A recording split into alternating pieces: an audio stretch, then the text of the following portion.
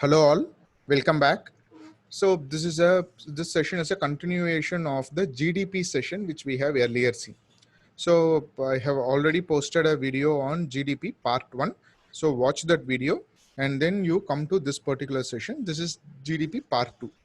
Okay, or national income part 2. So use a headphone as well as take notes so that you'll remember, you can revise. So in the last session, we completed the last session with the gross national product, and from gross national product, how we could able to calculate the net national product at market price, and from net national product at market price, how we calculate national product at factor cost. Net national factor cost is nothing but the national income, and per capita income is dividing the national income by the population of India. So this is where we have stopped. So now from here we have to proceed further. So here I'll take you people through certain terminologies. The terminologies are, if you see that, we'll come to a concept of personal income. Personal income is the income received by the individuals and households as factor income and current transfers.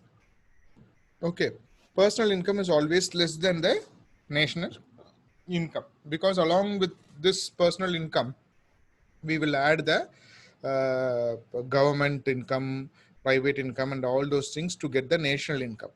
So personal income is a subset of national income. So if you see here, personal income equals to national income minus corporate tax minus undistributed corporate profits minus social security contributions plus transfer payments. So national income லருந்து இது எல்லாத்தையும் remove பண்ணிட்டு மீதி இருக்கிற காசுல transfer payments பண்ணியிருக்காங்க பார்த்தீங்களா, அதெல்லாம் add பண்ணும்போது தான் we get what is called as personal income. இந்த ஃபார்முலா இஸ் இம்பார்ட்டன்ட். அதாவது personal income, which of the following is termed as personal income. ஏன்னா இந்த இடத்துல national income, factor income, personal income, private income அப்படின்ற மாதிரி there are sufficient amount of terminologies. So you people have to have a consideration towards those factors as well. Okay, அதனால personal இன்கம்னு இங்கே கொடுத்துருக்குற இந்த ஃபார்முலா மட்டும் ஞாபகம் வச்சுக்கோங்க. National income minus corporate tax minus undistributed corporate profit. இந்த corporate tax will go to government, so that is not part of personal income. Undistributed corporate profit. Undistributed corporate profit will be with the corporates, so it will not be part of the personal income. Social security contribution. Social security கான்ட்ரிபியூஷன்ன்றது வந்து ஒரு இண்டிவிஜுவலும் சரி கார்பரேட்ஸும் சரி PF இந்த மாதிரியான விஷயங்களுக்காக contribute பண்ணிருக்கிறதுனால அதுவும் government கிட்ட தான் இருக்கும். So that is also not part of personal income. But transfer payments is under our disposal to spend. So in the transfer payment plus national income minus other factors are termed as personal income.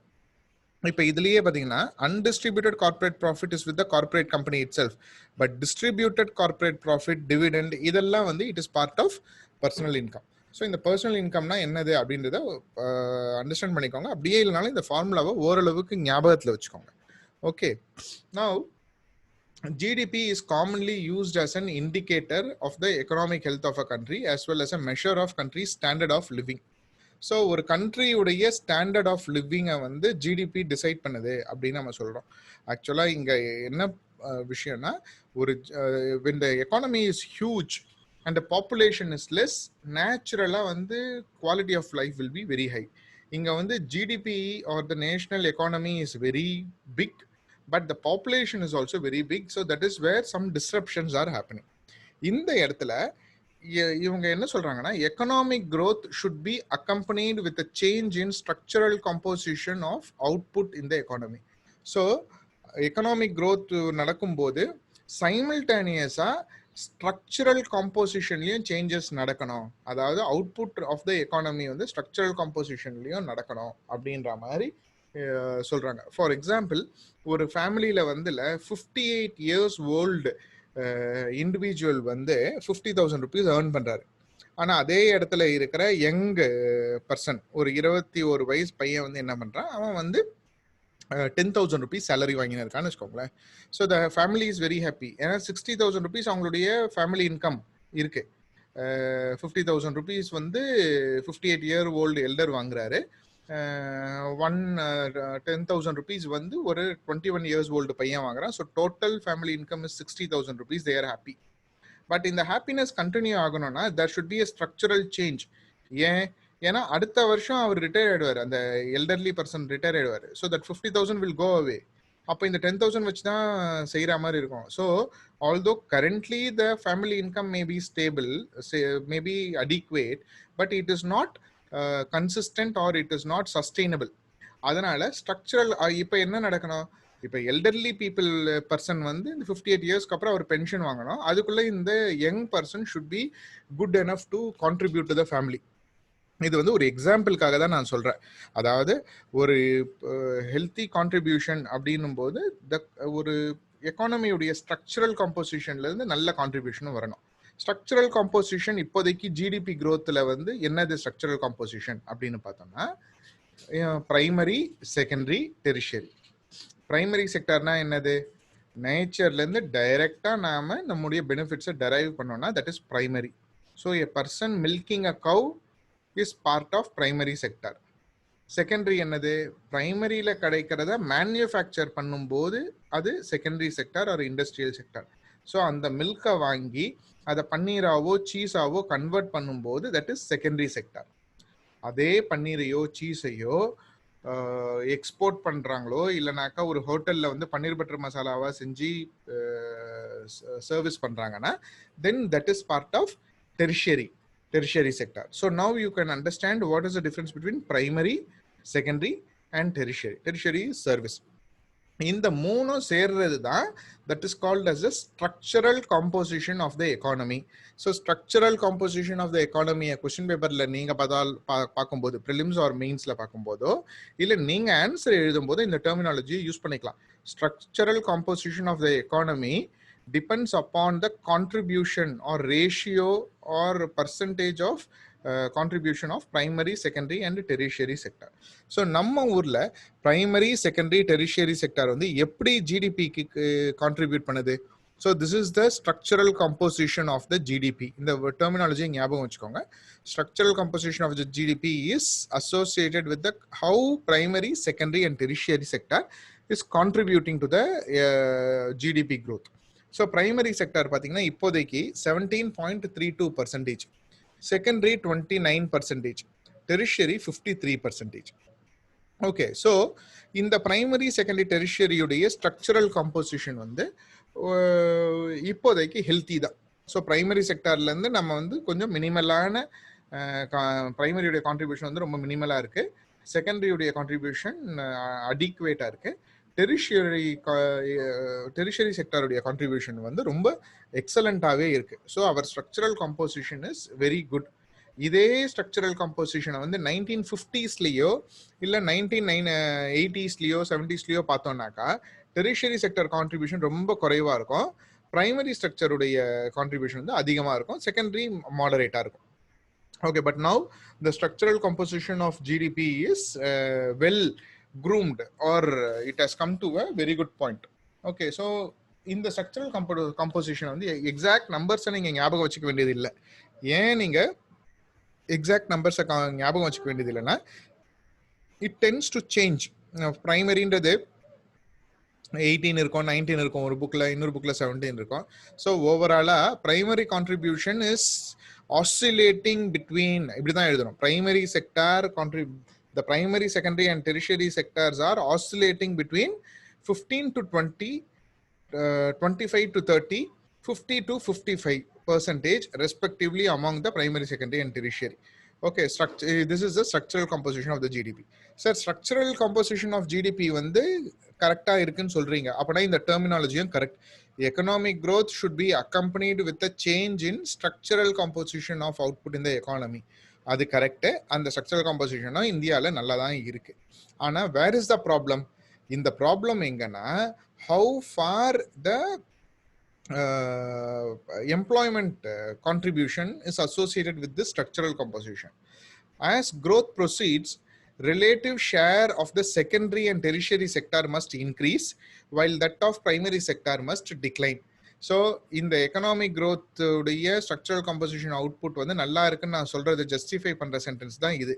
As growth proceeds, relative share of secondary and tertiary must grow, primary should shrink, primary should decline. அதுதான் இங்க நடந்திருக்கு. இப்போ 1950-51ல இருந்து நம்ம ஒரு graph எடுத்து பார்த்தோம்னா primary வந்து ஸ்டெடியா டிக்ரீஸ் ஆயிடுச்சு, செகண்டரி வந்து இந்த middle time period that is 60s 70s 80sல பார்த்தீங்கன்னா செகண்டரி வந்து நல்லா க்ரோ ஆச்சு. ஏன்னா அப்போ பப்ளிக் செக்டர் என்டர்பிரைசஸ்க்கு அதிகமான focus, industrial development and heavy industry டெவலப்மெண்ட்டுக்கு நல்ல ஃபோக்கஸ் கொடுத்ததுனால செகண்டரி செக்டார் வந்து நல்லா க்ரோ ஆச்சு. பட் ஒன்ஸ் 1991ல இருந்து லிபரலைசேஷன், பிரைவேடைசேஷன், குளோபலைசேஷன் ஸ்டார்ட் ஆன பிறகு tertiary sector have started shooting up. So secondary செக்டாரை விட டெரிஷரி செக்டார், ஏன் secondary sector is labour intensive and capital intensive. ஒரு பெரிய மிஷின் வைக்கணும், பெரிய மிஷின்ஸ் எல்லாம் வைக்கணும், அதுக்கு லேண்டு வேணும், எல்லாமே வேணும். ஆனால் டெரிஷரி செக்டார் இப்போ பிபிஓ பாருங்களேன், ஒரு சின்ன ஃபிளாட்லேயே பார்த்தீங்கன்னா ஒரு 20 கம்ப்யூட்டரை போட்டு ஒரு வேலையை ஆரம்பிச்சு ஒரு ஸ்டார்ட் அப்னு சொல்லி பண்ண ஆரம்பிச்சிடறாங்க. So that is how it the structural change was, and it is good. The problem comes when we compare the structural change along with the composition of employment. இப்ப கேபிட்டல் இன்டென்சிவ் அப்படின்ற மாதிரி சொன்னேன். இப்ப tertiary செக்டார்ல என்ன capital intensive, intellectual capital வந்து அதிகமா இருக்கணும். Secondary செக்டார்ல வந்து you require financial capital as well as physical capital, both land and machinery. Okay, அப்போ ஹியூமன் கேபிட்டல்னு ஒன்று இருக்குல்ல, அந்த ஹியூமன் கேபிட்டல் வந்து இந்த செக்டாருக்கு அடிக்குவேட்டா அசோசியேட் ஆகுதா அப்படின்னு பார்க்கும்போது அங்கதான் there is a small problem. The structural composition of the GDP is not in proportion to the structural composition of employment. Okay, so if we see the tertiary, secondary and primary sector, if you see that 49% of the people or employment is provided by the primary sector, tertiary sector only 27 and secondary sector. So in the descending order உங்களுக்கு தெரியணும், இதனுடைய descending order தெரியணும். GDP உடைய structural composition உடைய descending order என்னது, highest contribution tertiary, lowest contribution primary. Composition of employment அப்படின்னு பார்க்கும்போது highest contribution primary, lowest contribution secondary. So primary, secondary, primary, tertiary and secondary. இங்க structural compositionல tertiary, secondary and primary. இந்த ரெண்டுமே நல்லா ஞாபகம் வச்சுக்கோங்க. because when a question is asked, இதை வந்து descending orderல எழுதுங்க அப்படின்னும் போது நல்லா கவனிங்க. எம்ப்ளாய்மெண்ட் கான்ட்ரிபியூஷன் கேட்கறானா இல்ல ஸ்ட்ரக்சரல் கம்போசிஷன் ஆஃப் ஜிடிபி கேட்கறாங்களா, அப்படி கேட்கும்போது that will be one of the easiest question. அதை வந்து நம்ம வந்து we should not miss it up. Okay, so this is the area where we face certain problems.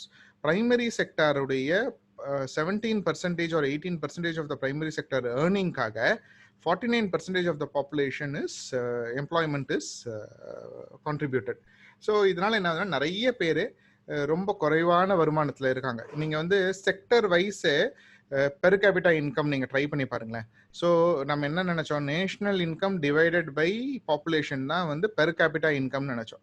அப்போ tertiary செக்டார்ல இருக்கிறவங்க ஏன் வந்து ஓரளவுக்கு நல்ல குவாலிட்டி ஆஃப் லைஃப்ல இருக்காங்கன்னா, because 53% of the national income divided by 27% of the பீப்புள்ன்றதுனால they have more personal income. ஆனால் பிரைமரி செக்டார்ல that is not the case. 18% of the national income divided by 49% of the employment. So they have very less money because more people are sharing lesser amount of money. That is the problem. In the structural composition of GDP satisfactory irukku, but the structural composition of employment is not satisfactory. So this structural composition of employment must also change. Adu eppadi change panna mudiyum? By capital investment and capital investment in secondary, tertiary investment in intellectual investment in tertiary, and skill development in primary. So primary sectorல இருக்கக்கூடிய ஆளுங்களுக்கு sufficient skill development கொடுக்கிறதுனால more agricultural activity can be done by lesser amount of people using technology. Okay, various technological measures use பண்ணி they could able to do it. At the same time, intellectual அப்படின்னும் போது நிறைய best universities இந்த factors எல்லாம் வச்சு நல்ல artificial intelligence இந்த மாதிரியான இன்டெலெக்சுவல் டெவலப்மெண்ட் கொண்டு வரதுனால tertiary sector will be much more robust. At the same time நல்ல லேண்ட் எல்லாம் எங்கே இருக்கு, so what kind of land can be used for industries, strict pollution norms, efficient machinery, இதெல்லாம் include பண்றதுனால secondary sector will grow. So we have to work on all these three areas to create a change in the structural composition of employment as well. Okay, so in the slide I hope you understand and also you remember the chronological order and you know what is structural composition. Or GDP grow ஆகும்போது structural composition எப்படி வளரணும், tertiary secondary increase ஆகணும், primary உடைய contribution குறையணும், அது இங்க இருக்கு. அதே மாதிரியான ஃபேக்டர் இதுலயும் வரணும், இது எம்ப்ளாய்மெண்ட்லயும் வரணும். Okay, now moving forward we'll see few more things associated with national income. National income உடைய definition என்னது? National income நம்ம என்ன பார்த்தோம்? Net national product in at factor cost. Net national product at factor cost. So national income is a sum total of factor incomes earned by normal residents of a country during the period of an accounting year. Okay, இது bookish definition. இது நான் எழுதல இந்த definition, அதனால இது ஒரு bookish definition. இந்த definition நம்ம கொஞ்சம் dissect பண்ணிட்டு we will see it in detail. So national income is a total factor incomes earned by normal residents of a country during the period of accounting year. So national income includes factor income only. Okay, அப்படின்னா என்ன அர்த்தம்? factor income only, transfer income கிடையாது. Okay, அது இந்த டெஃபினேஷன்ல இருந்து நமக்கு கிளியரா தெரியுது. Next, national income includes income of only normal residents of a country. Okay, so இந்த ரெண்டு ஸ்டேட்மெண்ட்டும் it has been ingrained into this particular definition. So இப்போ நம்ம கவனிக்க வேண்டிய விஷயம் என்னன்னா, what is factor income and what is who are normal residents. Okay, இப்போ what is factor income and who are normal residents, இதை தான் நம்ம இப்போ பார்க்க போறோம். பிகாஸ் இது ரெண்டு தானே கீ டேர்மா இருக்கு. அக்கௌண்டிங் இயர்ன்றது நம்மளுக்கு தெரியும், நம்மளுக்கு அது எந்த டிஃபரன்ஸுமே கிடையாது. அக்கௌண்டிங் இயர்ன்றது April 1st இருந்து March 31st வரைக்கும். பட் ஃபேக்டர் இன்கம்ன்றதும் நமக்கு தெரியும். ஃபேக்டர் இன்கம்ன்றது என்னது? Land, labour, wages, interest, rent, அதுக்கப்புறம் ப்ராஃபிட்ஸ். நார்மல் ரெசிடென்ட்ஸ் யாரு? So what is factor income and who are normal ரெசிடென்ட்ஸ்ன்றதை we will see it now. So we have already seen this image. The households will provide land, labor, capital and entrepreneurship.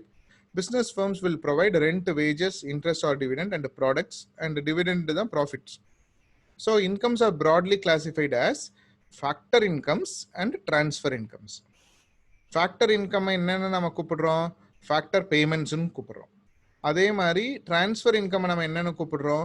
transfer payments அப்படின்னு சொல்றோம். So factor incomes or factor payments, transfer income and transfer payments. So இதுல நீங்க தெரிஞ்சிக்க வேண்டியது என்னன்னா, it's very simple. Income is broadly classified as factor income and transfer income.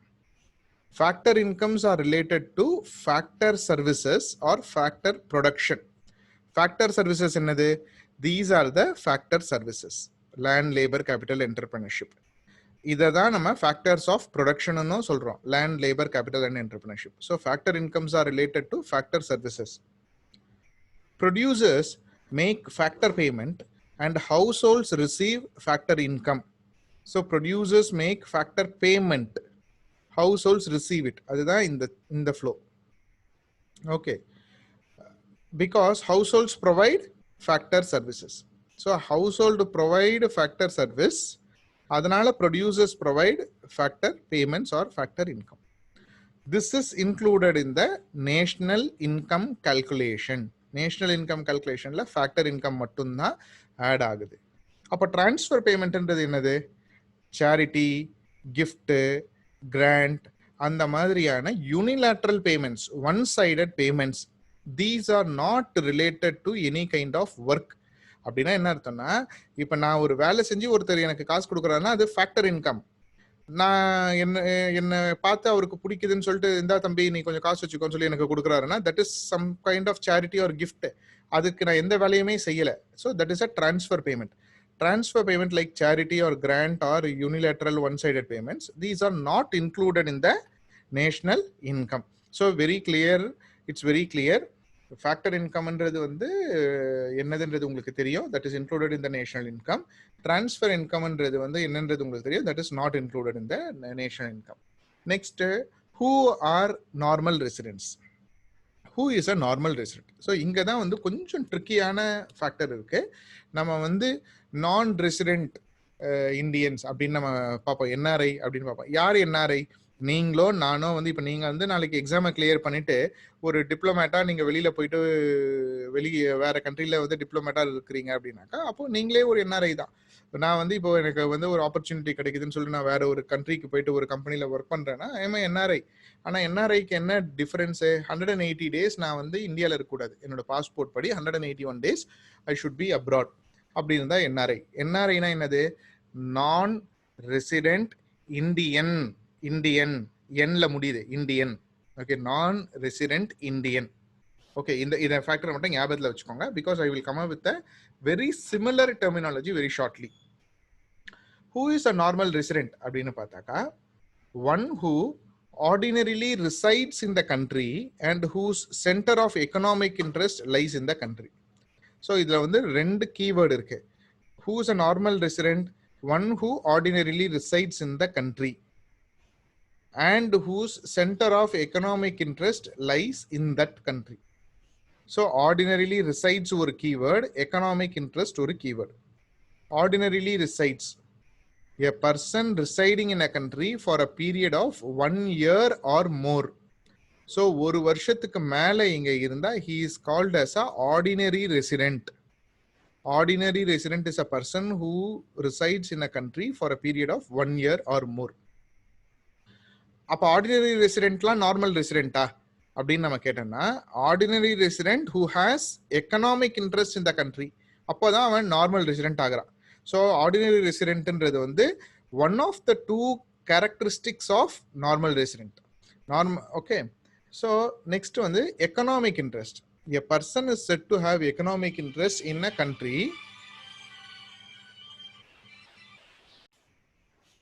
So a person is said to have economic interest in a country which when he conducts his economic transactions in that country on a significant scale.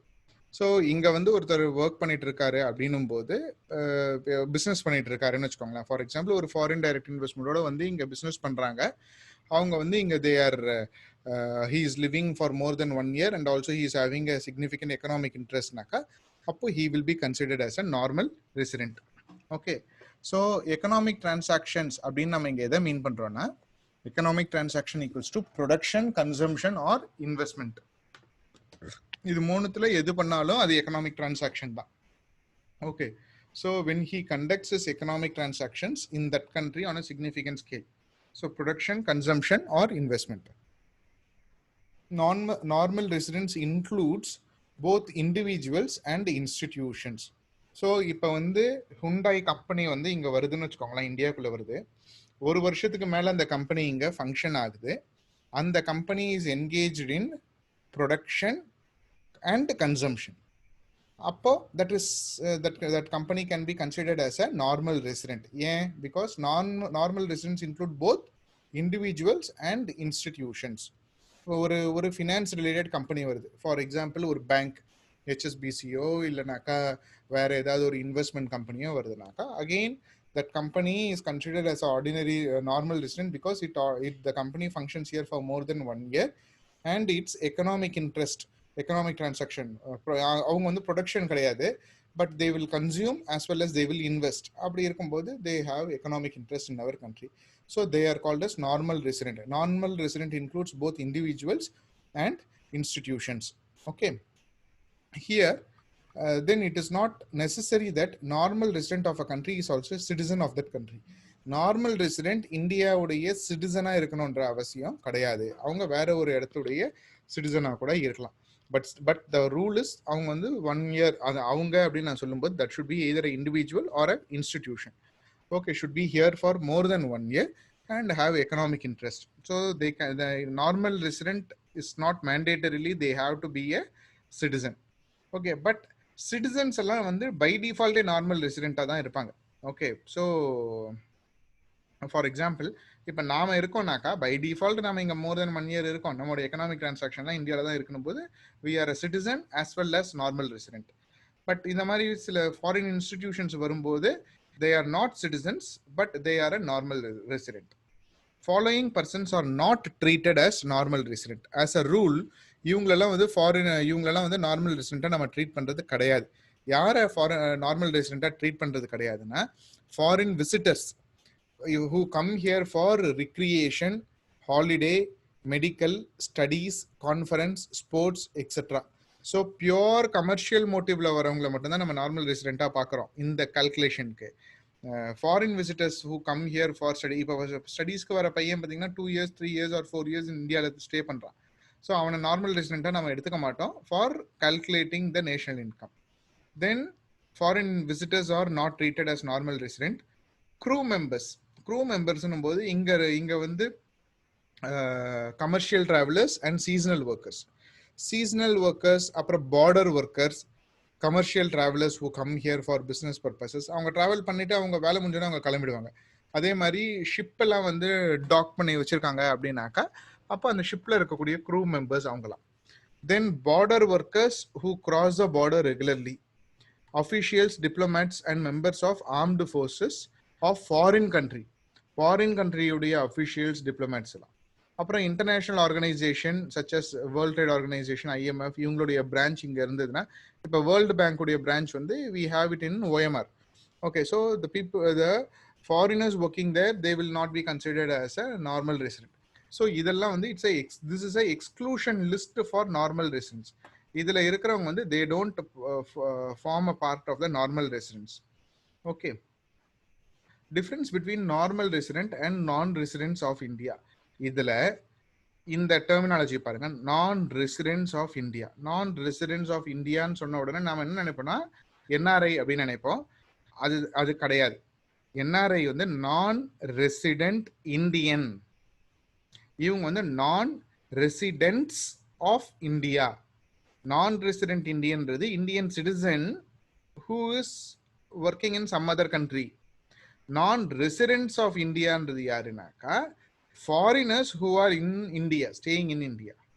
So normal residents, Indians working in foreign embassies in India, அவங்க Indian ஆளுங்க வந்து foreign எம்பசியில் work பண்ணிட்டு இருக்காங்கனாக்கா அவங்க வந்து they are a normal resident. Although அவங்க இந்தியாவில் இல்லைனா கூட அவங்க வந்து they are considered as a normal resident.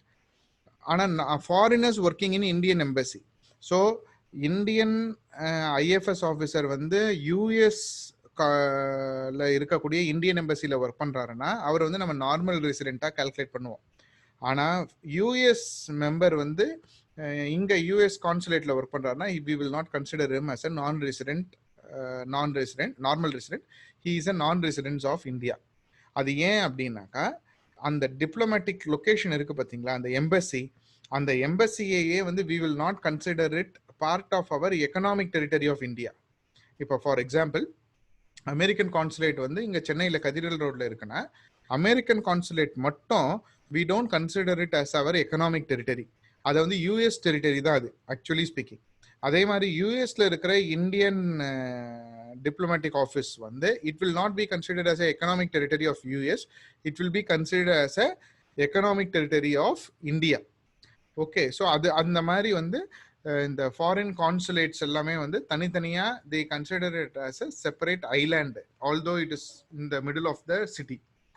Okay, Indians employed in international organizations located in India are considered as normal resident.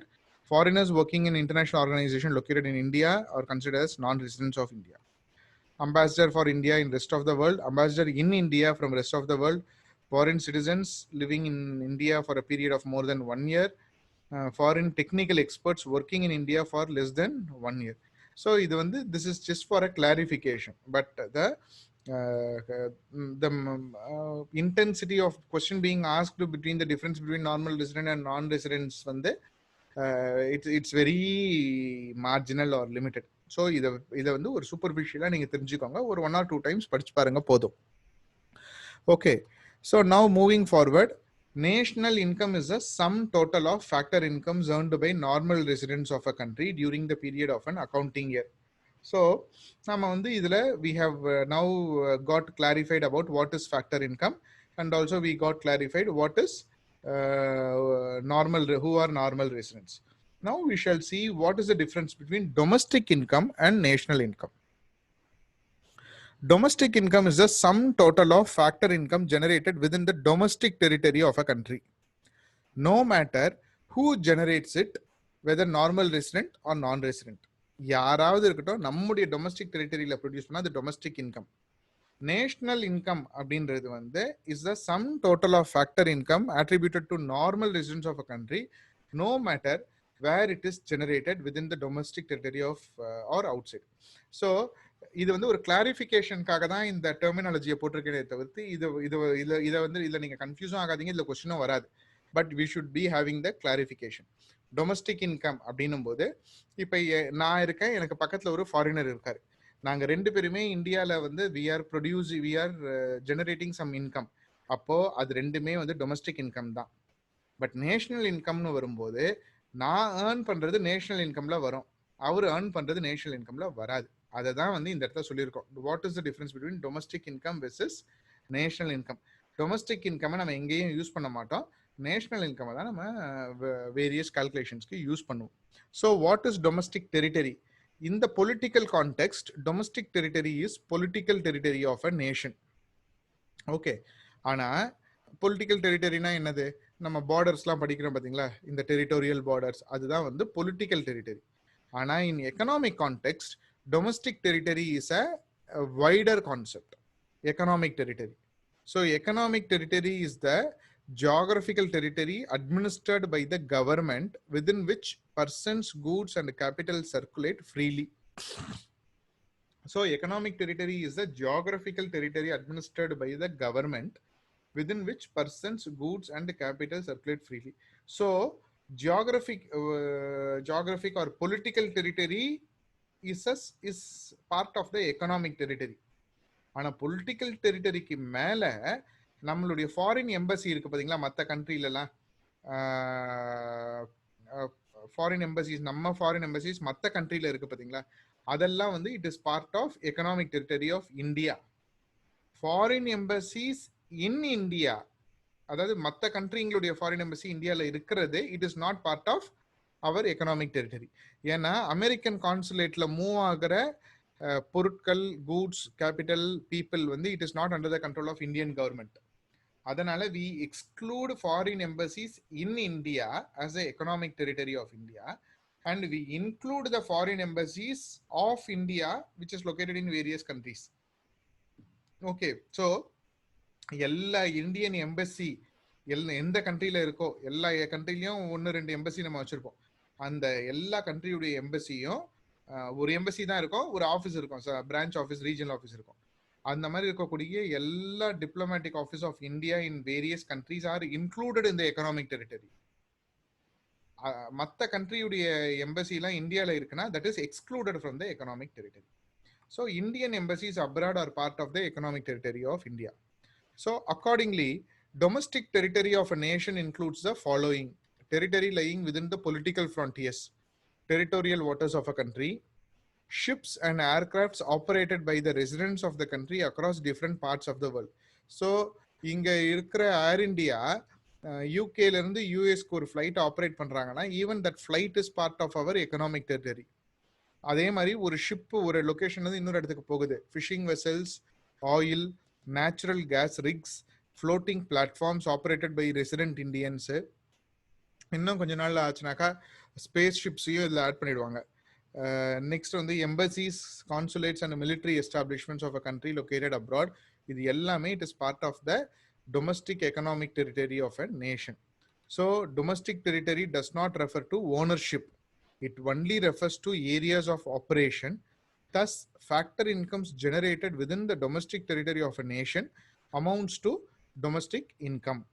So, domestic income plus factor income earned by our residents and rest of the world minus factor income earned by our non-residents in our domestic territory equals to national income.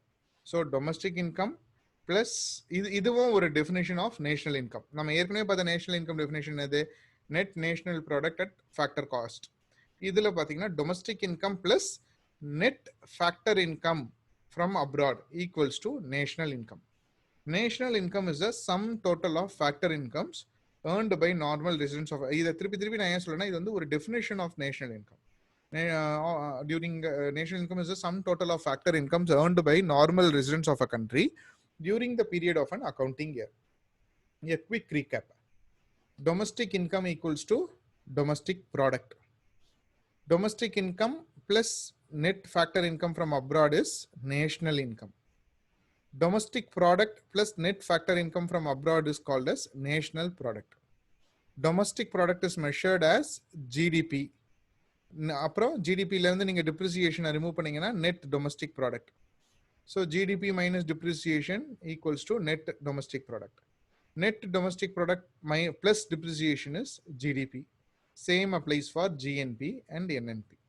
Okay, so domestic product is estimated at market price and factor cost. Market ப்ரைஸ்க்கும் factor காஸ்ட்க்கும் என்ன difference? Factor cost plus taxes minus subsidies வந்து market price. Market price minus taxes plus subsidies வந்து factor cost. Domestic product in market value of final goods equals to domestic product in market price. Domestic product is sum total of factor incomes. So domestic product at factor cost. இது ரெண்டுத்தையுமே நீங்க கவனிங்க, because இந்த ரெண்டு sentence நீங்க understand பண்ணிக்கலாம் பரவாயில்ல. Excuse me. So but however இதை தெரிஞ்சுக்கிறதுனால அடுத்த நான் சொல்ல போகிற கான்செப்டை ஈஸியாக அண்டர்ஸ்டாண்ட் பண்ணிக்கலாம். Domestic product in market value of final goods equals to domestic product in market prices. அதாவது டொமஸ்டிக் ப்ராடக்ட் மார்க்கெட்டில் விற்கிற ப்ரைஸ் தான் மார்க்கெட் ப்ரைஸ், அதே தான் ஃபேக்டர் காஸ்ட்டும். ஸோ இப்போ ஃபேக்டர் காஸ்ட்டும் மார்க்கெட் ப்ரைஸும் ஈக்குவலாக இருக்குமா அப்படின்னா நம்ம சொல்லலாம், சார் அது எப்படி சார் ஃபேக்டர் காஸ்ட்டும் மார்க்கெட் ப்ரைஸும் ஈக்குவலாக இருக்கும்? ஏன் சொல்லுங்க? அது இருக்கவே இருக்காது. Because factor cost plus taxes minus subsidies தான் market price. Market price minus taxes plus subsidies தான் ஃபேக்டர் காஸ்ட். அப்போ ஃபேக்டர் காஸ்டும் மார்க்கெட் பிரைஸும் எப்போ ஈக்குவலா இருக்கும்? எப்போ ஈக்குவலா இருக்கும்னா டாக்ஸஸ் ஜீரோவா இருக்கணும், சப்சிடிஸும் ஜீரோவா இருக்கணும். So factor cost plus taxes minus subsidies equals to market price. அப்போ taxesum zero, subsidiesum zero வா இருந்ததுன்னா factor cost will be equal to market price. Okay, அப்படி taxesum even கொஞ்சம் tax இருந்து கொஞ்சம் subsidy இருந்தாக்க கூட factor cost will not be equal to market price. அப்போ factor cost equals to market price எப்போ வரும்னாக்கா when there is an ideal scenario where there is no taxes and no subsidies. No taxes, no subsidies என்ற concept எப்போ வரும்? கவர்மெண்ட்னு ஒன்று இல்லவே இல்லை அப்படின்னாக்கா அப்போதான் ஃபேக்டர் காஸ்ட்டும் மார்க்கெட் ப்ரைஸும் ஈக்குவலாக இருக்கும். அப்படின்னா என்ன அர்த்தம்? we have only two stakeholders. One is household and another one is இவங்க producers. So if we consider producer sector and household sector only, அப்போனா factor cost will be equals to market price. ஏன் factor cost will be equal to market price? Producer எவ்வளோ produce பண்ணுறதுக்கான cost செலவு பண்ணுறான்னா அது அப்படியே market ப்ரைஸாக விற்றுருவான். Household will purchase it. இதில் டாக்ஸஸ் போடுறதுக்கும் கவர்மெண்ட் இல்லை, சப்சிடிஸ் கொடுக்கறதுக்கும் கவர்மெண்ட் இல்லை. So when we consider only the producer and the household, factor cost is equals to market price. But in an ideal situation அந்த மாதிரியான situation நடக்கிறது கிடையாது. Okay, ஏன்னா இப்போ கொஸ்டின் கேட்குறாங்கன்னு வச்சுக்கோங்களேன், considering only producer and household, which are the possible outcomes? Factor cost will be less than market price will be more lesser than factor cost will be equals to market price. அந்த மாதிரி various options தராங்கன்னா அப்போ government இல்லை, வெறும் ஹவுஸ் ஹோல்டும் producer or business entity மட்டும்தான் இருக்காங்கன்னா அப்போ factor cost will be equal to market price. But government உள்ள நுழைஞ்சிட்டாங்கனாக்கா அப்போதான் வந்து difference will emerge. Difference emerges when we include government sector. So government sector வரும்போது Government imposes taxes and provides subsidy. Taxes will increase the market price and subsidies will reduce the market price. So domestic product at market price minus indirect taxes plus subsidies equals to domestic product at factor cost. அதனுடைய vice versa ஆகும். National product at market price minus indirect taxes plus subsidies equals to national product at factor cost. So the moral of the story in this slide is factor cost market price ஈக்குவலா இருக்க வாய்ப்பே கிடையாது. ஏன் வாய்ப்பு கிடையாதுன்னா because டாக்ஸஸும் சப்சிடிஸும் அதில் factor it is being included. ஆனால் எப்போ factor காஸ்ட்டும் மார்க்கெட் ப்ரைஸும் ஈக்குவலாக இருக்கும்? டாக்ஸஸும் சப்சிடிஸும் ஜீரோ இருக்கணும். டாக்ஸஸும் சப்சிடிஸும் ஜீரோவாக இருக்கணும்னா அப்போ அங்கே கவர்மெண்ட்டே இருக்கக்கூடாது. Only household and producers இருக்கணும்.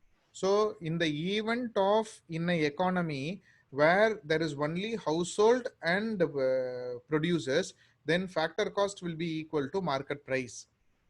The difference will emerge only when there is a government.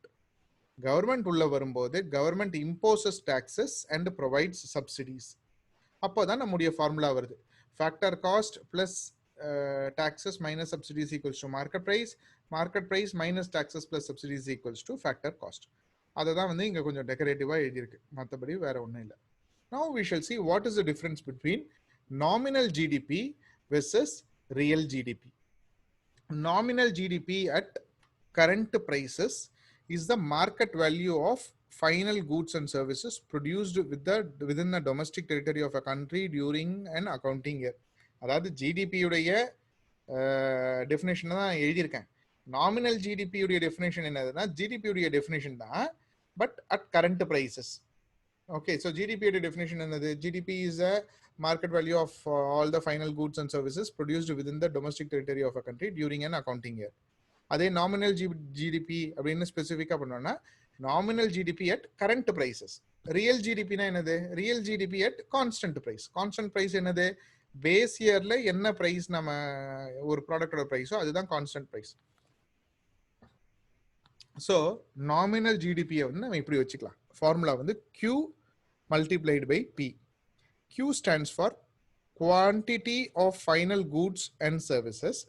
P stands for prices prevailing in this account year. இந்த வருஷம் என்ன இதுவோ அப்படின்னா நம்ம அந்த ஏற்கனவே பார்த்த எக்ஸாம்பிள்ல நம்ம என்ன பார்த்தோம்? prices prevailing வந்து 50,000 ஒரு பைக்கு. எத்தனை பைக்கை ப்ரொடியூஸ் பண்ணாங்க? 5 பைக். அப்போ குவான்டிட்டி இஸ் 5, பிரைஸ் இஸ் 50,000. அப்போ நாமினல் ஜிடிபி என்னது? Q into P, 5 into 50,000, 2,50,000. So nominal GDP increases if either Q or P increases. So quantity increase ஆனாலும் nominal GDP increase ஆகும், price increase ஆனாலும் nominal GDP increase ஆகும். Correct தானே? இப்போ வந்து 5 bike produce பண்றவர் 6 பைக் ப்ரொடியூஸ் பண்ணா நாமினல் ஜிடிபி இன்க்ரீஸ் ஆகும். இல்ல 5 பைக்கே தான் ப்ரொடியூஸ் பண்றாரு, ஆனா பிரைஸ் இன்க்ரீஸ் ஆகுது. 50,000 பிரைஸ் வந்து 60,000 ஆயிடுச்சுன்னா அப்பயும் நாமினல் ஜிடிபி இன்க்ரீஸ் ஆகும். Okay, so nominal GDP increases if either Q or P increases. Increase in Q is good, whereas increase in P is just the outcome of inflation. Increase in Q is good, yeah, because there is more products produced, more value added, more products and services for the consumption of the people, which will increase the quality of life. Increase in P என்னது? வெறும் prices increase ஆகுது. So that is nothing but an effect of inflation which is harmful for the society. So இதுதான் nominal GDP. Now we shall see about real GDP. இதை வந்து terminology படி படிச்சு மனப்பாடம் பண்ண ட்ரை பண்ணாங்க, அண்டர்ஸ்டாண்ட் பண்ணிக்கோங்க. இது வந்து நான் சொல்றது வந்து இல்லை லாஜிக்கலி கரெக்டா அப்படின்றது மட்டும் அண்டர்ஸ்டாண்ட் பண்ணிக்கோங்க. Real GDP refers to GDP at constant price. So GDP உடைய டெஃபினேஷன் தெரிஞ்சுட்டா போதும். நாமினல் GDP, real GDP ரொம்ப simple. Nominal GDP is GDP at current prices. Real GDP is GDP at constant price. So real GDP refers to GDP at constant prices. It is the market value of all final goods and services produced within the domestic territory of a country during an accounting year as estimated using the base year, as estimated during the base year prices. இப்போ இந்த இடத்துல பார்த்தீங்கன்னா accounting இயர்னு கொடுத்துருந்தோம், இந்த இடத்துல base year. அவ்வளோதான் definition difference நாமினலுக்கும் ரியலுக்கும். ஸோ ரியல் ஜிடிபிக்கும் ஃபார்முலா என்னதுன்னா Q into P தான், குவான்டிட்டி மல்டிப்ளைடு பை ப்ரைஸஸ். ஆனா ரியல் நாமினல் ஜிடிபி எப்போ ஏறும்? if there is an increase in Q or if there is an increase in P. Quantity increase ஆனாலும் price increase, nominal GDP increase ஆகும். Price increase ஆனாலும் nominal GDP increase ஆகும். ஆனா real GDP ல that is not the case. In real GDP it will increase only if Q increases. ஏன்னா real ஜிடிபியில் price increase ஆகிறதுக்கான வாய்ப்பே கிடையாது. ஏன்னா ப்ரைஸ் தான் ஃப்ரீஸ் பண்ணிட்டோம். பேஸ் இயர் ப்ரைஸஸ் அப்படின்னு சொல்லி ப்ரைஸை ஃப்ரீஸ் பண்ணிட்டதுனால ப்ரைஸஸ் வந்து இன்க்ரீஸ் ஆக வாய்ப்பு கிடையாது. அதனால குவான்டிட்டி இன்க்ரீஸ் ஆனால் மட்டும்தான் ரியல் ஜிடிபி இன்க்ரீஸ் ஆகும். So if there is a increase in real GDP, it is very good for the economy. It is good for the it shows the improvement in the quality of life. So இப்போ உங்களை ஒருத்தர் கேட்கறாருன்னு வச்சுக்கோங்க, ஒரு இன்டர்வியூலயே கேட்கறாங்க, sir real GDP increase ஆகுறதுக்கும் nominal GDP increase ஆகுறதுக்கும் என்ன வித்தியாசம் அப்படின்னா, அப்போ nominal GDP is calculated based on the current year. Nominal GDP can increase even if the quantity of the production increases or the prices increases. When the quantity of the production increases, it is good. When the prices increases, it is an effect of inflation. There is no good. But real GDP will increase only when quantity increases. Yenna prices have been freezed. So when there is an increase in real GDP, it is evident that the quantity of the products produced are high. So there is a real growth in the GDP. So real GDP increases only if quantity increases, which is equals to real growth and improvement in quality of life. Okay. So I hope now you understood what is nominal GDP and what is real GDP. போன ஸ்லைட்ல நம்ம என்ன பார்த்தோம்? How factor income will be equal to market prices when there is no government அப்படின்றது பார்த்தோம். Now moving forward, nominal GDP, real GDP கான definition இங்க கொடுத்திருக்கேன். Okay, you just read it. Whatever I have explained, that is what it is here. Now we will see what is GDP's virtuous circle of growth. இந்த இடத்துல ஜிடிபியுடைய virtuous circle of growth நம்ம பார்க்கறதுக்கு முன்னாடி ஒரு சின்ன term பார்த்துப்போம். அந்த டேர்மை வந்து நீங்கள் ரைட்டிங்கில் யூஸ் பண்ணும்போது இட் வில் பி பெட்டர். ஏன்னா அந்த மாதிரி விஷியஸ் சைக்கிள், விர்ச்சுவஸ் சைக்கிளை பற்றி நம்ம எழுதுவோம். Vicious cycle, VICIOUS, vicious cycle அப்படின்றது எப்போ யூஸ் பண்ணுவோம்னா, நெகட்டிவ் இம்பேக்ட்ஸ் கிரியேட் ஆகும்போது. பாவர்ட்டி வந்து அன்எம்ப்ளாய்மெண்ட்டை கிரியேட் பண்ணோம், அன்எம்ப்ளாய்மெண்ட் வந்து லேக் ஆஃப் எஜுகேஷன், பாவர்ட்டி வந்து லேக் ஆஃப் எஜுகேஷனை கிரியேட் பண்ணோம், லேக் ஆஃப் எஜுகேஷன் அன்எம்ப்ளாய்மெண்ட்டை கிரியேட் பண்ணோம், unemployment will reduce the GDP, GDP will reduce the increase the poverty. So இப்படி ஒரு சைக்கிள் காட்டணும்னா that is called as vicious cycle. Vicious சைக்கிள்ன்றது என்னது? Negative, pessimistic. விர்ச்சுவஸ் சைக்கிள் அப்படின்றது ஆர் விர்ச்சுவஸ் சர்க்கிள், இந்த இடத்துல யூஸ் பண்ணிருக்கிற விர்ச்சுவஸ் சைக்கிள் ஆர் விர்ச்சுவஸ் சர்க்கிள்ன்றது வந்து பாசிட்டிவ் இம்பாக்டை காட்டுறது. So rise in real GD, so அதனால நீங்க யூஸ் பண்ற டேர்மை வந்து அதுக்கேற்ற மாதிரி அப்ராப்ரியேட்டா போட்டுக்கலாம். இப்போ நீங்க ஒரே இடத்துல ரெண்டு டெஃபினேஷன் போடுறீங்கன்னு வச்சுக்கோங்களேன், இல்ல ஒரு டெஃபினேஷன் ஒரு ரெண்டு பிக்சர் போடுறீங்க உங்களுடைய மெயின் எக்ஸாமினேஷன் ரைட்டிங்ல, அதுல வந்து ஒரு பிக்சர் வந்து பார்ஷியலா நெகட்டிவ் இம்பாக்டா காட்டுது, இன்னொரு பிக்சர் வந்து பாசிட்டிவ் இம்பாக்டா காட்டுதுன்னா, அப்போ right side shows virtuous circle and left side shows the vicious circle அப்படின்ற மாதிரி எழுதும்போது it will add flavour to your vocabulary. So virtuous அப்படின்றது வந்து பாசிட்டிவ் இம்பாக்ட்ஸ், விஷியஸ் அப்படின்றது வந்து நெகட்டிவ் இம்பாக்ட்ஸ் சைக்கிளிக்கா போடுது. So here we are going to see the GDP virtuous circle of growth. Rise in real GDP. Rise in real GDP என்ன பண்ணோம்? It will, in the left hand side பாருங்க, available of more goods and services to people. This is good. Rise in level of employment as well as efficiency or productivity. Yes, good. These two will end up in rise in income of the people. This rise in income of people will move to rise in aggregate demand, rise in inducement of investment. So ஒரு பக்கம் அதிகமா income வச்சிருக்கவன் என்ன பண்ணுவான்? நிறைய consume பண்ணுவான், demand ஜாஸ்தி ஆகும். அதே மாதிரி இன்னொரு பக்கம் காசு அதிகம் வச்சிருக்கவன் வந்து இன்வெஸ்ட்மெண்ட் பண்ணுவான். So investment and aggregate demand. இப்போ அக்ரிகேட் டிமாண்ட்னு வச்சுக்கோங்களேன், ஒரு பக்கம் எனக்கு இன்வெஸ்ட்மெண்ட் வருது, இன்னொரு பக்கம் என்னுடைய பிஸ்னஸ்க்கு வந்து டிமாண்டும் ஜாஸ்தி ஆகுது. அப்போ என்ன ஆகும்? there will be higher investment, higher level of investment. நம்ம ப்ராடக்ட் நல்லா சேல் ஆகுது, ஸோ நம்ம பெரிய ஃபேக்டரி பில்ட் பண்ணலாம், இன்னும் நிறைய இன்வெஸ்ட் பண்ணலாம் அப்படின்றது. So higher level of investment will lead to high output and high employment. So higher level of investment will lead to high output and high employment. Again rise in real GDP. இப்போ rise in real GDP, what will happen? It will again kick start the same cycle. So this is the virtuous cycle of real GDP. Real GDP grow ஆகணும் அப்படின்றது வந்து ஏன் important அப்படின்றத வந்து you could able to see from this flow chart. You could able to write it as it is. GDP grow ஆகுறதுனால என்னென்ன benefits இருக்கு அப்படின்றத வந்து அப்படியே இந்த ஃப்ளோலியே you could able to write it.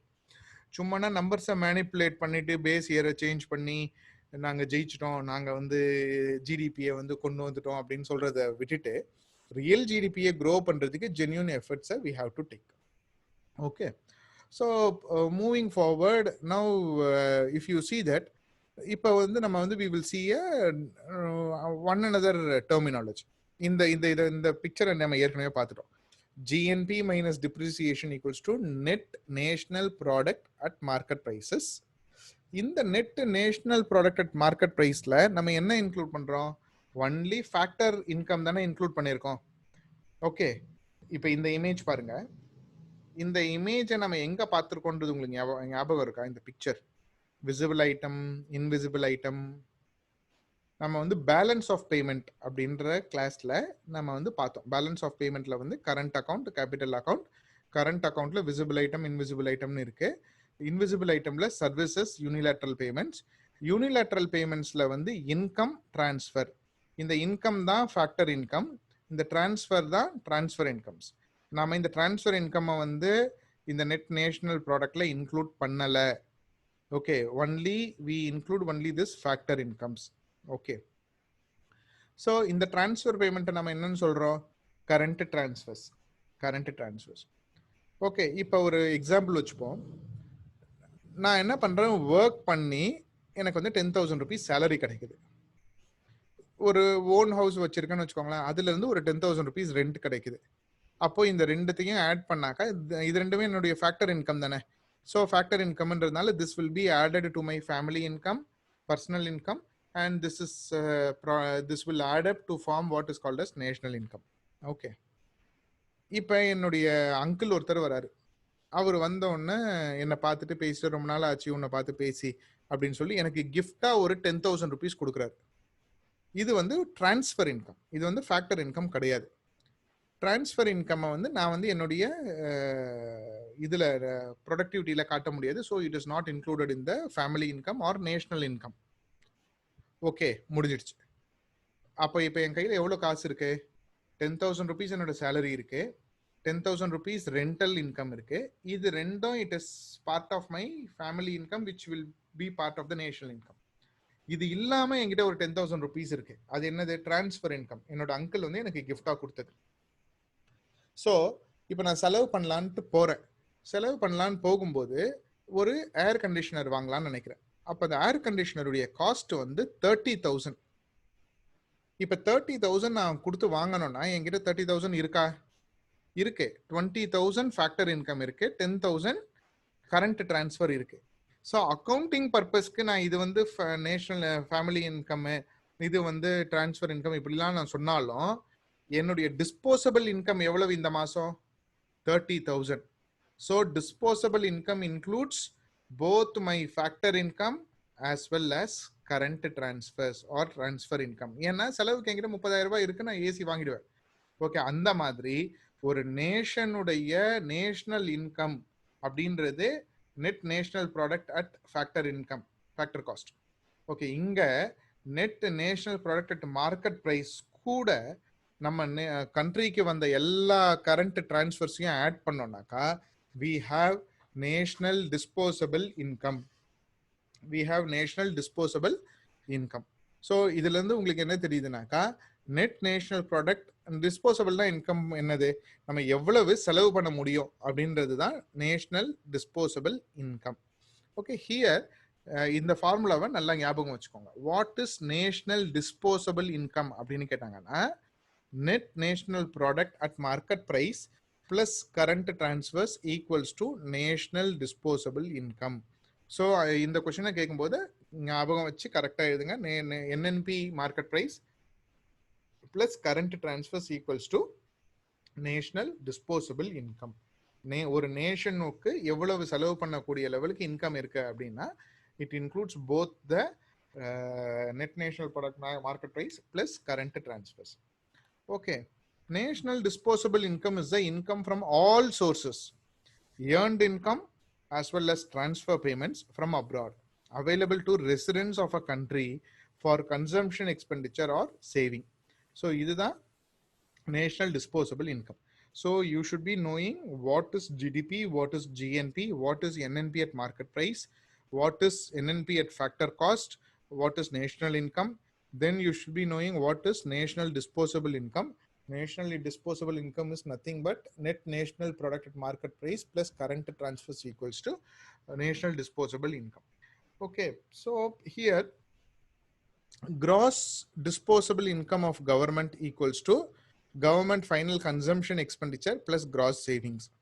Gross disposable income of households equals to gross national disposable income minus gross disposable income of government minus gross savings of corporates. Okay, I'm not going to explain this. இந்த ரெண்டு ஃபார்முலாவை வந்து மனப்பாடம் பண்ணுங்க, அவ்வளவுதான். ஏன்னா which of the following is a correct statement for gross disposal. இப்போ இந்த நான் இப்போ விஷுவல்ல இருக்கக்கூடிய இந்த ஸ்லைடை பத்தி ஒரு கொஸ்டின் வருதுன்னு வச்சுக்கோங்க, what is the gross disposable income of household அப்படின்னு வருதுன்னா that is a tough question. அந்த மாதிரி டஃப் கொஸ்டினை யாரும் ஆன்சர் பண்ண முடியாது, இந்த ஃபார்முலா தெரிஞ்சவங்க மட்டும்தான் ஆன்சர் பண்ண முடியும். ஸோ இந்த ஃபார்முலா வந்து just you read it and also when you are making a note, அந்த இந்த ஃபார்முலா இந்த எல்லா ஃபார்முலாவுமே ஒரே பேஜில் நீங்கள் எழுதிடலாம். ஜிடிபியில் ஆரம்பிச்சு GNP, NNP, market price, NNP at factor cost, national income, national disposable income, gross disposable income of government, gross disposable income of household. இந்த எல்லா ஃபார்முலாத்தையும் அரை பேஜ்லேயே எழுதிடலாம், ஹாஃப் பேஜில் எழுதிடலாம். ஸோ தட் நீங்கள் ரிவிஷன் பண்ணுறதுக்கும் ஈஸியாக இருக்கும். அண்டர்ஸ்டாண்டிங்க்கு தான் இவ்வளோ பெரிய ப்ரெசன்டேஷன் எல்லாமே. So GDP is the indicator of economic health of a country as well as the measure of standard of living in a country. So increase in the GDP implies increase in the level of output in the economy. அதில் எந்த சம்பந்தமே கிடையாது, இது எந்த டவுட்டுமே கிடையாது, true. ஒரு நேஷனுடைய GDP increase ஆகுதுன்னா அப்போ அந்த நேஷனுடைய லெவல் ஆஃப் அவுட்புட்டோ இன்க்ரீஸ் ஆகுதுன்னு தான் அர்த்தம். It implies an increase in the flow of goods and services in the economy. True. GDP increase ஆகுதுனாக்கா ஆட்டோமேட்டிக்காக அதிகமான எம்ப்ளாய்மெண்ட் இருக்கும், அதிகமான இன்கம் இருக்கும் பீப்புளுக்கு. அதனால நிறைய பேர் கன்சியூம் பண்ணுவாங்க. கன்சியூம் ஆகும்போது goods and services will flow. அந்த கூட்ஸ் அண்ட் சர்வீசஸ் ஃப்ளோ ஆகும்போது அவங்க நிறைய ஏர்ன் பண்ணுவாங்க. கூட்ஸ் சர்வீசஸ் ப்ரொவைட் பண்ணுறவங்க தே will consume, again goods and services will flow. So goods and services will flow. Then when the increase in the flow of goods and services is consistent over a long time, we call it as a economic growth. எப்போ வந்து நம்ம economic growth ன்னு கூப்பிடுறோம்? when the increase in the flow of goods and services is consistent over a long period of time, it is called economic growth.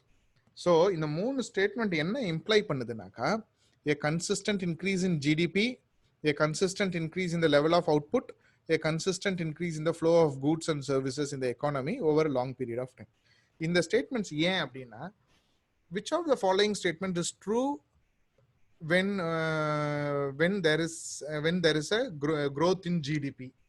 இல்லைனா which of the following indicates the growth of GDP, effects of growth of GDP அப்படின்னு போட்டு, there is a increase in level of output, there is a increase in flow of goods and services, there it can be termed as economic growth அப்படின்லாம் கேட்டாங்கன்னா இந்த ஸ்லைடில் இருக்கக்கூடிய information வச்சு தான் நீங்கள் ஆன்சர் பண்ணலாம்.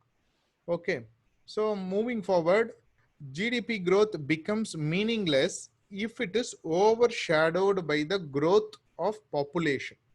GDP growth becomes meaningless if it is overshadowed by the growth of population. If growth of population offsets the growth rate of output, per capita GDP may not increase. So இப்போ வருமானத்தை விட population ஜாஸ்தி ஆகிட்டே இருக்குன்னாக்கா அப்போ ஆப்வியஸாக எவ்வளோதான் வருமானம் வந்தாலும் அது பத்தாது. பெர் கேபிட்டா ஜிடிபி வந்து குறைஞ்சிக்கிட்டே வந்துடும். ஒரு ஃபேமிலியில் 4 பேர் இருக்காங்க, 20,000 ஏர்ன் பண்ணுறாங்கன்னா ஓரளவுக்கு டீசெண்டான லைஃப் ஸ்டைல் மெயின்டைன் பண்ணலாம். ரொம்ப அதுவும் இப்போ இருக்கிற விலைவாசிக்கு கஷ்டம் தான், இருந்தாலும் ஒரு எக்ஸாம்பிளுக்கு சொல்கிறேன், டீசெண்டான லைஃப் ஸ்டைல் மெயின்டைன் பண்ணலாம். ஆனால் 20,000 ஏர்ன் பண்ணுறவர் 30,000 ஏர்ன் பண்ண ஆரம்பிச்சிட்டாரு, ஆனால் ஃபேமிலி சைஸ் 8-10 ஆயிடுச்சுனாக்கா என்ன ஆகும்? That is not sufficient. So population growth overshadows the growth of the economy. Okay, when per capita GDP is not rising, even when GDP is rising, quality of life of the product would not improve. So எப்போ வந்து per capita GDP வந்து rice ஆகாது, ஆனா GDP rice ஆகும் அப்படின்னு பார்த்தீங்கன்னா, GDP rice ஆகும்போது அதை விட ஜாஸ்தியா பாப்புலேஷன் ரைஸ் ஆச்சுன்னா அப்போ per capita GDP will not rise, per capita GDP will shrink. So இப்போ ஒரு கொஸ்டின் கேட்குறாங்கன்னு வச்சுக்கோங்களேன், whenever the GDP increases per capita GDP also increases அப்படின்னு கேட்டாங்கன்னா, it is not always true. Population அதே லெவல்ல இருந்து ஜிடிபி க்ரோ ஆச்சுன்னா per capita GDP will grow. Population அதிகமாகுது, ஜிடிபி வந்து ஜிடிபியை விட பாப்புலேஷன் growth ஸ்பீடு ஜாஸ்தி இருக்குன்னா அப்போ GDP will grow, per capita GDP will not grow. So இந்த ரிலேஷனை வந்து அண்டர்ஸ்டாண்ட் பண்ணிக்கோங்க. Per capita GDP equals to gross domestic product divided by population size. Gross domestic product divided by population size. Increase in GDP and increase in per capita GDP is an important objective of planning in India. So இப்போ நமக்கு ஒரு curiosity இருக்கு, sir GDP சொன்னீங்க $2.94 trillion, நம்ம வந்து 2025 நம்ம $5 trillion எக்கானமியா convert பண்ண போறோம் எல்லாம். இப்போ per capita ஜிடிபி வந்து எவ்வளோ இருக்கு அப்படின்னு கேட்டிங்கன்னா, per capita income which is the national income divided by the population வந்து per capita income இப்போ எவ்வளோ இருக்கு அப்படின்னா 2016-17ல we had 1,04,659. இது வந்து 2016-17ல 1,14,958 for 2017-18. So per capita income, ஒரு மனுஷனுடைய தனி மனிதனுடைய வருமானம் எவ்வளவு இருக்குன்னா 1,14,958. அதாவது ஆவரேஜா பெர் மந்த்துக்கு 9,000 rupees அளவுக்கு சம்பாதிக்கிற மாதிரி. But not every one is earning 9,000. few people are earning 90,000 and few people are earning only 2,000 or 3,000. So அந்த டிஃபரன்ஸ் இருக்கலாம். ஆனால் ஓவராலா பெர் கேபிட்டா இன்கம் எவ்வளவு? 1,14,958.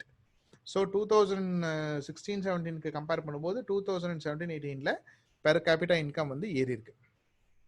ஓகே, இதுல பெர் கேபிட்டா பிஎஃப்சிஇ, பெர் கேபிட்டா பிஎஃப்சிஇ என்னது அப்படின்னு பார்த்தீங்கன்னா, பெர் கேபிட்டா பிஎஃப்சிஇ அப்படின்றது வந்து private final consumption expenditure.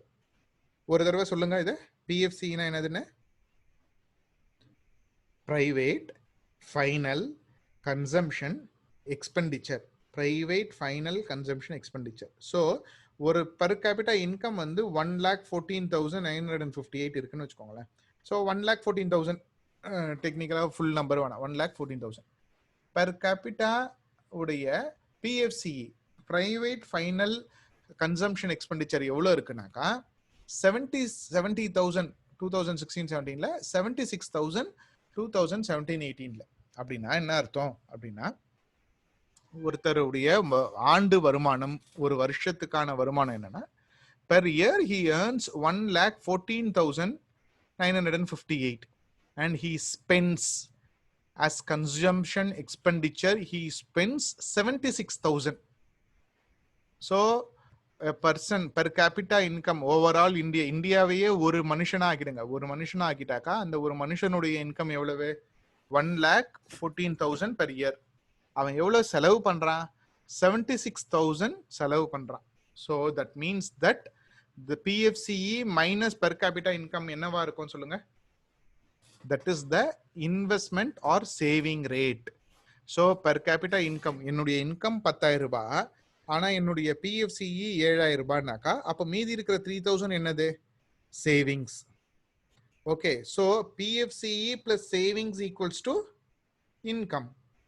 per capita incomeன்றது வந்து it is equals to PFCE plus savings. இப்போ என்னுடைய income 10,000 rupees, expenditure or consumption expenditure 7,000 rupees. அப்போ மீதி இருக்கிற 3,000 என்னது? சேவிங்ஸ் தானே. அதை தான் இந்த டெக்னிக்கல் டேர்ம் எல்லாம் போட்டு அப்படி கன்ஃபியூஸ் பண்ற மாதிரி காட்டியிருக்காங்க. Per capita income of Indian is 1,14,000 rupees. ஆனா நீங்க உடனே நினைக்காதீங்க எல்லா இந்தியனும் 1,14,000 rupees பெர் இயருக்கு சம்பாதிக்கிறாங்கன்னு. சிலர் வந்து 1 crore சம்பாதிக்கிறாங்க, சிலர் வந்து 10,000 15,000 தான் மொத்த வருஷத்துக்கே சம்பாதிக்கிறாங்க. ஸோ பெர் கேப் அதனால leave it aside that asymmetry and inequality. Per capita இன்கம்ன்றது 1,14,000. Per capita consumption expenditure 76,000 per year. அப்போ மீதி இருக்கிறது சேவிங்ஸ். இந்த ரெண்டு டேர்ம் தெரிஞ்சதுனா தான் நாம அடுத்த ஃபேக்டர்ஸை பார்க்கும்போது you will understand it better. So limitations between GDP and welfare. ஜிடிபிக்கும் வெல்ஃபேருக்கும் இருக்கக்கூடிய லிமிடேஷன்ஸ் என்னது அப்படின்னு பார்த்தோம்னா, distribution of income. Distribution of income ஒரு பெரிய டிஃபிகல்ட்டி. ஜிடிபிக்கும் வெல்ஃபேருக்கும் இருக்கக்கூடிய ஒரு பெரிய டிஸ்கனெக்டே என்னன்னா inequality, distribution of income. So ஒரு சைடில் பார்த்தீங்கன்னா உங்களுக்கு வந்து 10,000 கோடி சொத்து வச்சிருக்கிற ஆளு, இன்னொரு பக்கம் இருந்ததுனாக்கா சொத்தே இல்லாம ஒண்ணுமே இல்லாம ஜஸ்ட் போட்டுன்னு இருக்க துணியோட இருக்கக்கூடிய ஆள். ஸோ இந்த லெவலுக்கு இன்இக்வாலிட்டி இருக்கு. பாசிபிளி என்னோட அசம்ஷன் என்னன்னா அதே அளவுக்கு வந்து ஹாப்பினஸ் இன்இக்வாலிட்டியும் இருக்கும். ஏன்னா லெஃப்ட் சைட்ல இருக்கிறவர் வந்து ஹாப்பினஸ் பொறுத்த வரைக்கும் டெய்லி தூக்கம் வருமானது தெரியல. He should be thinking lot amount of things. Right சைட்ல இருக்கிறால அதை பத்தி எதையும் யோசிக்க வேண்டியதில்லை. He can just carry on with this idle man's life. So but however நம்ம சொசைட்டி வந்து பணம் இருக்கிறவங்களை வந்து சக்ஸஸ்ஃபுல் பீப்புள் அப்படின்ற மாதிரி டேகை ஒரு இமேஜினேட்டிவ் நோஷனல் டேகை கிரியேட் பண்ணிட்டதுனால people always keep chasing for money. So distribution of income, if distribution of income is unequal, GDP fails to reflect social welfare. Okay, composition of GDP. அடுத்தது composition of GDP may not be welfare oriented. நம்ம ஏற்கனவே பார்த்தோம் GDP increase ஆகுதுன்றது வந்து எப்பவுமே welfare ஓரியன்டா இருக்கும் நம்ம நினைக்க முடியாது. ரெண்டு ஆங்கிள் இந்த ஸ்டேட்மெண்ட்டை பார்க்கலாம். ஒரு ஆங்கிள் என்னன்னா ஸ்ட்ரக்சரல் காம்போசிஷன் ஆஃப் ஜிடிபி. ஒரு பக்கம் பிரைமரி செக்டாருடைய கான்ட்ரிபியூஷன் குறைஞ்சிட்டே வருது, ஆனால் எம்ப்ளாய்மெண்ட்ல பிரைமரி செக்டாருடைய கான்ட்ரிபியூஷன் அதிகமாக இருக்கு. ஸோ அதனால வந்து வெல்ஃபேர் டிஃபர் ஆகலாம். பிரைமரி செக்டார்ல இருக்கிறவங்களுக்கு குறைஞ்ச லெவலுக்கு குவாலிட்டி ஆஃப் லைஃபும், டெரிஷரி செக்டார்ல இருக்கிறவங்களுக்கு ஹை குவாலிட்டி ஆஃப் லைஃபும் இருக்கிற மாதிரி இருக்கலாம். பட் ஹவெவர் இன்னொரு ஆங்கிள் எப்படி பார்க்கலாம்னா, ஃபார் எக்ஸாம்பிள் இப்போ ஜிடிபி நல்லா இன்க்ரீஸ் ஆகுது. சார் ஜிடிபி சூப்பராக இன்க்ரீஸ் ஆகுது, நீங்கள் எப்படி உங்கள் கண்ட்ரியோட ஜிடிபி இன்க்ரீஸ் பண்ணுறீங்க அப்படின்னு பார்த்தா, சார் நாங்கள் நிறைய மிசைல்ஸ் பண்ணியிருக்கோம், நிறைய டேங்கர்ஸ் பண்ணியிருக்கிறோம், நிறைய ராக்கெட் லான்ச்சஸ் பண்ணியிருக்கிறோம், நாங்கள் வந்து நியூக்ளியர் பாம் கிரியேட் பண்ணியிருக்கோம், அதுக்கப்புறம் டொபாக்கோ நிறைய ப்ரொடியூஸ் பண்ணுறோம், ஸோ அது இல்லாமல் நிறைய லிக்கர் ப்ரொடியூஸ் பண்ணுறோம். அப்படின்னும் போது இந்த ப்ரொடக்ஷன் எல்லாமும் கூட it is part of GDP தான். But is this production is for welfare? No, this production is for destruction, either mass destruction or individual destruction. But however, war destruction or habitual destruction. But however, destruction is destruction. So, in the GDP produced, the composition of GDP does not always guarantees welfare of people, quality of life. Sometimes, tapana production methodologies are used பண்ணும்போது it will move to non-welfare oriented activities. Okay, so இப்போ முன்ன வந்து Russia பார்த்தீங்கன்னாக்கா உங்களுக்கு வந்து Russia ஒரு particular டைம்ல வந்து Russia and Germany they gave employment opportunity and they produced only war goods. அதனால எல்லாருக்கும் வேலை எல்லாமே இருந்தது. ஆனா அதனால என்ன நடந்தது? Finally it ended up somewhere they have to use those war goods. So war குட்ஸை ப்ரொடியூஸ் பண்ணதுக்கப்புறம் அந்த வார் குட்ஸை எங்கே யூஸ் பண்ணணும் அப்படின்ற மாதிரி ஒரு situation it ended up in world wars. Next வந்து non monetary measures, non monetary exchanges. For example barter system, ஹவாலா சிஸ்டம், அதுக்கப்புறம் இந்த மாதிரி அண்டர் கிரவுண்டில் இருக்கக்கூடியது, இது எல்லாமே பார்த்தீங்கன்னா it is these kind of non monetary exchanges are not even counted in the GDP. அதனால இதுவும் வந்து it doesn't extends to the welfare of the people. இப்போ வந்து ஆர்கனைஸ்டா ஜிடிபியில் கவுண்ட் பண்ணால் டேக்ஸ்லாம் வரும், அதை வச்சு செலவு பண்ணலாம். பட் அப்படி இல்லாமல் இந்த மாதிரி பார்ட்டர் சிஸ்டம் இதுலலாம் சில ஃபங்க்ஷனாலிட்டிஸ் நடக்கிறதுனால நான் monetary exchanges is also A limitation between GDP and welfare. அதுக்கப்புறம் எக்ஸ்டர்னாலிட்டிஸ் அப்படின்னும் போது ஒரு பெரிய ஃபேக்ட்ரி நம்ம ஊருக்கு வருது, அது நிறைய ப்ரொடியூஸ் பண்ணோம், நிறைய பேருக்கு வேலை வாய்ப்பு கொடுக்கும், அப்படி இப்படின்னு நிறைய பில்டப் இருக்குன்னு வச்சுக்கோங்களேன். ஆனா அந்த ஃபேக்டரி வந்த பிறகு பார்த்தா அது நடந்தது, நிறைய ப்ரொடக்ஷன், நிறைய பேருக்கு வேலை எல்லாமே கிடைக்குது. ஆனா அந்த ஃபேக்டரி என்ன பண்ணுதுன்னா அந்த ரிவரை, அங்க அந்த ஊர்ல இருக்கிற ரிவரை பொல்யூட் பண்ணிடுது. பயங்கர ஸ்மோக் எமிட் ஆயிட்டு அட்மாஸ்பியரையும் டேமேஜ் பண்ணிடுது, ஏரையும் பொல்யூட் பண்ணிடுது, வாட்டரையும் பொல்யூட் பண்ணிடுது. அதுல இருக்கக்கூடிய தேவையில்லாத சாலிட் பை ப்ராடக்ட்ஸை வந்து லேண்டில் டம்ப் பண்ணி லேண்டையும் பொல்யூட் பண்ணிடுது. ஸோ இப்படி லேண்டை டம்ப் பண்ணி வாட்டரை பொல்யூட் பண்ணி ஏரை பொல்யூட் பண்ணி அப்படி வரக்கூடிய ஜிடிபி growth அவசியம் தானா அப்படின்றது தான் வந்து எக்ஸ்டர்னாலிட்டிஸ்ன்றது வந்து இதெல்லாம் வந்து அக்கௌண்ட் பண்ணவே இல்லை நம்ம. These are all unaccounted problems. Okay, so externalities வந்து குட்டாகவும் இருக்கலாம், பேடாகவும் இருக்கலாம். த குட் எக்ஸ்டர்னாலிட்டி என்னது, அந்த ஊருக்கு வந்து வேலை வாய்ப்புலாம் கிடைச்சது. பேட் எக்ஸ்டர்னாலிட்டி என்னது, லேண்டு, வாட்டர், ஏர் இதெல்லாம் வந்து பொல்யூட் ஆனது. ஸோ நல்ல கவனத்தில் வச்சுக்கோங்க. when you become officers, when there is a company coming in or when someone is doing something, அவங்க என்ன சொல்றாங்க, சார் இந்த ரூலெல்லாம் எப்படி சார் ஃபாலோ பண்ண முடியும், இந்த என்வாயன்மெண்ட் எல்லாம் நம்ம இப்போ கவனிச்சா எப்படி சார் நாங்கள் தொழில் பண்ண முடியும் அப்படின்னாக்கா உங்களுடைய பதில் என்னவா இருக்குன்னா, அப்போ தொழிலே பண்ணாத. என்வாயன்மெண்ட்டை கெடுத்து நீ தொழில் பண்ணணும்னா நீ தொழிலே பண்ணாத. ஏன்னா நீ ஒருத்தன் சம்பாதிக்கிறதுக்காக ஊர்ல இருக்கிற எல்லாரையும் வந்து கஷ்டத்துல போட்டுறாத. That should be the attitude we should carry when it comes to environment, because there is very less people who voice over for environment. Okay, because everything can't be printed into paper currency and we can't start eating money. At the end of the day, we have to breathe air and we have to drink water and we have to eat products produced in the land. So environment pollution is one of the major type of addiction. அந்த environment பொல்யூஷனை இந்த business பீப்புளெலாம் வந்து இது பண்ணுறாங்க. Business people பெரிய business people, சாதாரண கடைக்காரன், சாதாரண சின்ன ஹோட்டல் கூட, ஹோட்டலில் இருக்கிறவங்க கூட அவனுடைய வேஸ்டேஜை வந்து கரெக்டாக டிஸ்போஸ் பண்ண தெரியலன்னா நீ ஹோட்டல் நடத்தாத, மூடிட்டு போயிடு. அதுக்கேற்ற மாதிரி விலை வச்சு நீ விற்றுக்கோ, அதுக்கப்புறம் வரக்கூடிய ப்ராடக்ட்ஸை நீ டிஸ்பென்ஸ் பண்ண. when you are polluting the environment, then you are not eligible to live in this environment. Okay, so இந்த மாதிரி externalities-ஓ it will create sufficient amount of disconnect between the GDP and welfare. So these are all some of the limitations between GDP and welfare. Next வந்து items not covered in GDP. இது ரொம்ப important. ஏன்னா சிம்பிளான ஒரு question கேட்டுருவாங்க, which of the following are not covered in the GDP calculation அப்படின்னு போட்டுட்டாங்கன்னா அதுல மொத்தமே இந்த 6 ஐட்டம் தான். ஒன்று black markets, underground economy. Underground எக்கானமியில் என்ன நடக்குதுன்றது வந்து ஜிடிபியில் கால்குலேஷனில் வராது. அதுக்கப்புறம் non marketed activities. Non marketed activities தான் வந்து ரொம்ப கொடூரம். அதாவது இந்தியாவுடைய half the productivity is not accounted at all. For example எல்லா வீட்லேயுமே house wife is producing, cooking, அந்த மாதிரி. இப்போ ஃபார் எக்ஸாம்பிள் இன்னைக்கு நான் வந்து இந்த இடத்துல ஒரு ஆன்லைனில் லெசன் எடுக்கிறேன், நீங்கள் வந்து வீட்டில் வந்து படிக்கிறீங்க, அப்படி இதை பார்த்துட்டு படிச்சுட்டு இருக்கீங்கன்னாக்கா அப்போ வந்து நம்மளோட அம்மாவோ இல்லை ஒய்ஃபோ இல்லை யாரோ ஒருத்தவங்க வந்து they are working for us in terms of preparing the food, cleaning the house and all the other activities. அதெல்லாம் வந்து it's a productive activity. It is not accounted in the GDP at all. So இது வந்து because the product is a non-marketed activity. So ஒருத்தர் வந்து வீட்டில் we are doing these activities because they are doing some assistive activity on the behind. அது நடக்கலைன்னா இது நடக்காது. இந்த நேரத்தில் வந்து I will be doing some other tasks, you have to do some other task. So இந்த மாதிரி family ladies and not exclusively ladies, even boys கூட நிறைய இடத்துல இப்போ பண்ணுறாங்கன்னு வச்சுக்கோங்க குக்கிங்லாம். So but whoever it is, non-marketed activities are not covered in the GDP calculation. GDP calculation la non-marketed activities are not covered. Underground economy is not covered. Barter exchanges are not covered. Negative externalities are not covered. அதுக்கப்புறம் opportunity cost is also not covered. அதுக்கப்புறம் income inequality is also not covered. So items not covered in GDP நல்லா இதை மனப்பாடம் பண்ணிடுங்க.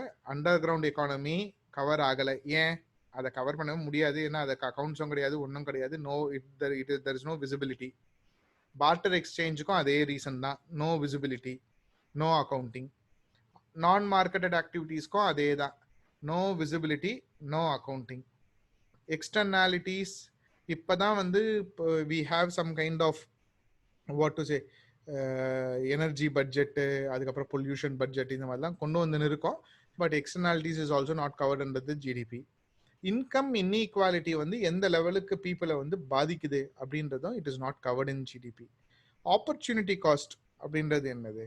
Opportunity காஸ்ட்ன்றது வந்து இப்போ for example இந்த lady இருக்காங்கன்னு வச்சுக்கோங்களேன், இந்த லேடி வந்து வீட்டில் ஒர்க் பண்றதுக்கு பதிலா she can also go for a job. அந்த ஜாபை விட்டுட்டு தான் இந்த இடத்துல ஒர்க் பண்ணலாம், வீட்டில் ஒர்க் பண்ணி எல்லாருக்கும் ஃபெசிலிட்டேட் பண்ணலான்றதை டிசைட் பண்றாங்க. So that is opportunity cost for her. அந்த ஆப்பர்ச்சுனிட்டி காஸ்ட்டையும் we are not covering in GDP.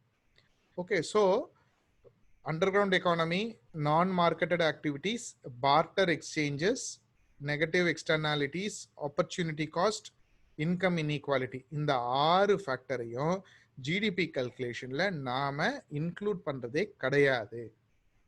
Okay, so now this is the end of the second part of our GDP session. Next partல we will see what are the methods of calculating GDP. So what are the 3 methods of calculating GDP ன்றதை வந்து next videoல பார்ப்போம். Thank you so much. Bye.